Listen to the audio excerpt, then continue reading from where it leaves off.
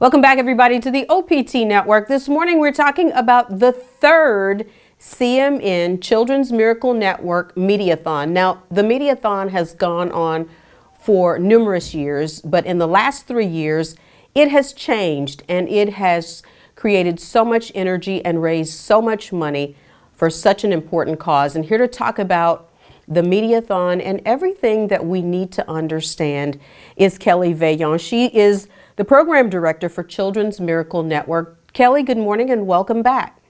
Good morning. Thank you for You're having waving us. because usually you're sitting right here beside me, but in the face of COVID-19, of course, we are trying to be as safe as possible. Now, the MediaThon has had a long, rich history, but Yes. within the last 3 years, it turned into a MediaThon. Let's talk about that.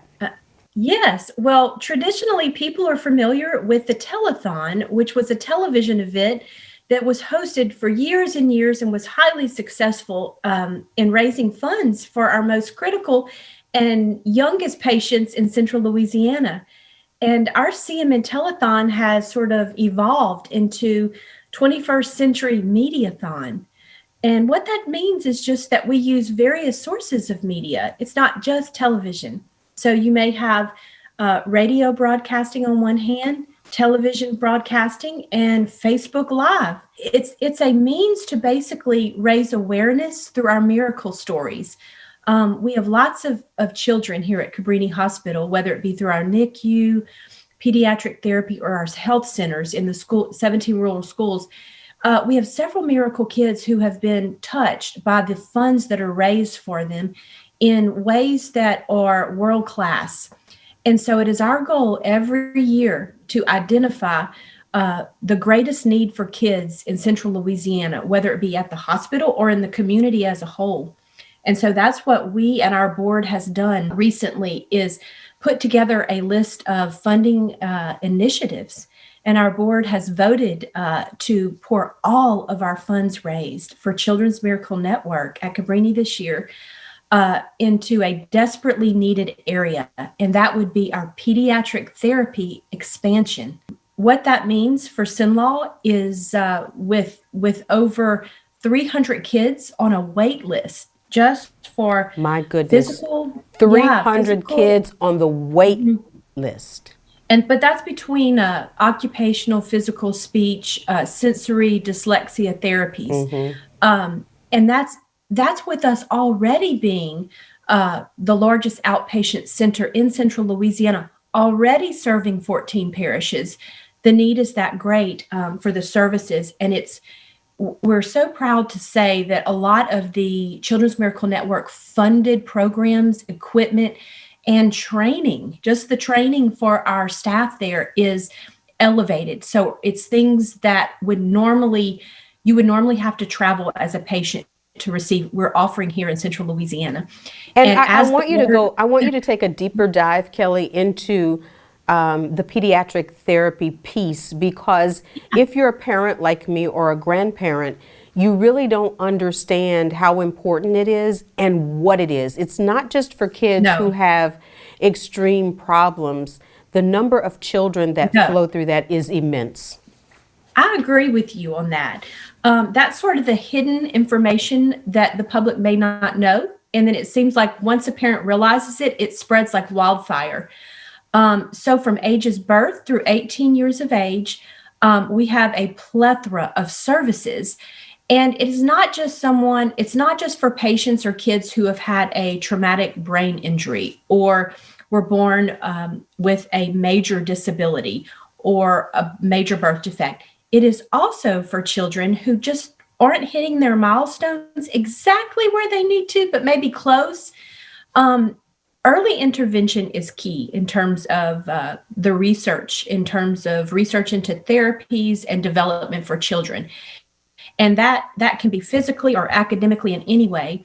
And so our goal is to offer these services as early as possible.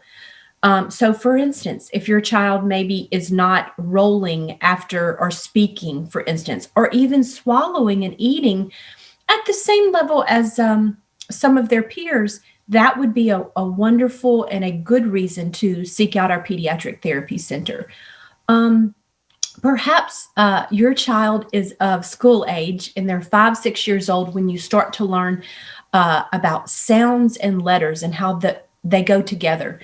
But they're a little bit behind, and you get a report as a first grader, for instance, from your first grade teacher saying, they're reading, but they're not where they should be. And as a parent that you've done everything you can, and they've got a wonderful teacher, and you've given them everything you can, but they should be at a different level. That might be we may be a great resource in terms of dyslexia therapy. We know that as long as we can get in 3 straight years of intensive one-on-one language therapy with these kids early, dyslexia will never go away. It can't be cured, but it can completely change their life so that they don't feel like they have a disability and they won't be treated that way. And it's important because the schools are not set up to offer this type of intensive therapy.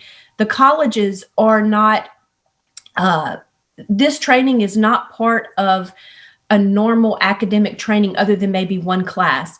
Our certified Orton Gillingham language therapists, for instance, are offering a different level, a research-based level that's been researched for over 20 years, and all of it is based on fMRI results, looking at the brain and watching the pathways grow as you teach kids to learn through a different method, basically. Instead of just reading through your eyes, you're using your ears, kinesthetics, touch, you're using all of your senses basically in the multi-sensory language therapy. We also have eSTEM, which is a Children's Miracle Network funded device. We have several of them, and we have eSTEM training. We have swallowing training. Tell us what eSTEM is. Well, it's an electromagnetic device that is used in conjunction with targeted occupational therapy. And this device, for instance, will be either used, we've got devices that go actually into the mouth, through the throat, all of the areas that you would normally use to speak, to swallow. And it's much like lifting weights in a weight room, where, as you build muscle, these devices, as the child is repeating the eating motion and physically eating in therapy, a lot of times we'll ask the parent to bring something for them to eat. We're also strengthening those muscles and building them. It makes a huge difference. And I think eSTEM is probably one of the largest areas of therapy that is given at Pediatric Therapy Center. And this is all funded with CMN funds. We also have a lot of sensory equipment. We have a special sensory room too that will, depending on what your sensory challenge is, there are different techniques that are being used to expose the child to these various types of things that they're having issues with very slowly in a very targeted, planned out way that helps them to overcome a lot of the sensory issues. And again, we know that the earlier that a child is treated, the better.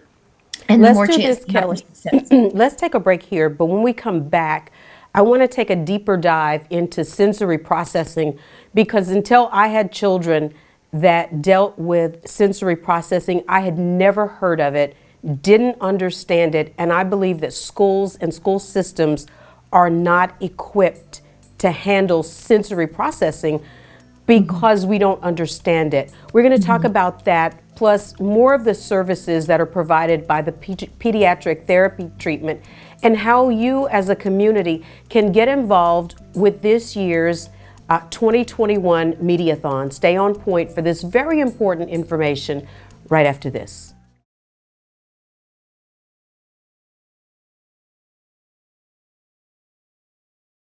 Welcome back, everybody, to the OPT Network. Our guest this morning is Kelly Veillon. We are so proud to be partners with Christus Cabrini Hospital, and we're even prouder of Children's Miracle Network and the good that they are doing in our state, and most especially in Central Louisiana. Kelly is the program director, and we're talking about the 2021 MediaThon, and it's so big and so important, Kelly.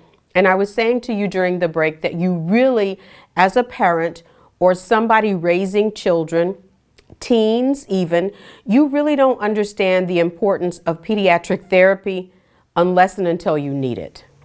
Right. And a lot of times, the first time that a parent hears about it, it might be through their pediatrician, Right. and they will look at them twice thinking, what? Why would we need that?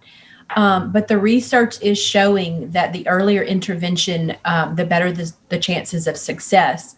And the sensory equipment and sensory therapies that we're offering is just another example of that. Mm-hmm. And one of the things that you were talking about in the last segment was sensory processing. And I was one of those parents, we were one of those parents that felt like, well, our children don't need pediatric therapy. They don't need occupational therapy. And it was really ignorance on our part because we didn't know what it was. And we certainly didn't understand what sensory processing was. Right. And the schools, can only do so much. And so there's a time when, it needs to go beyond Right. school. I don't think that schools are actually set up for this type of intensive therapy. And that is where a pediatric therapy center steps in.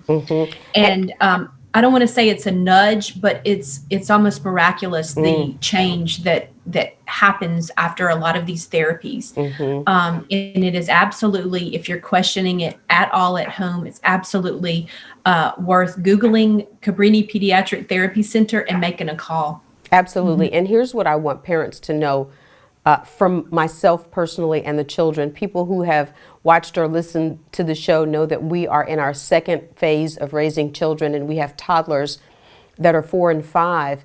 And we had no idea about this. And a lot of the issues that our children are facing at school that we think are behavioral problems have a lot, or could have, to do with sensory processing. It could be more than just your child acting out at school. And that's why the pediatric therapy clinic is so critical. It's such a critical piece to help schools.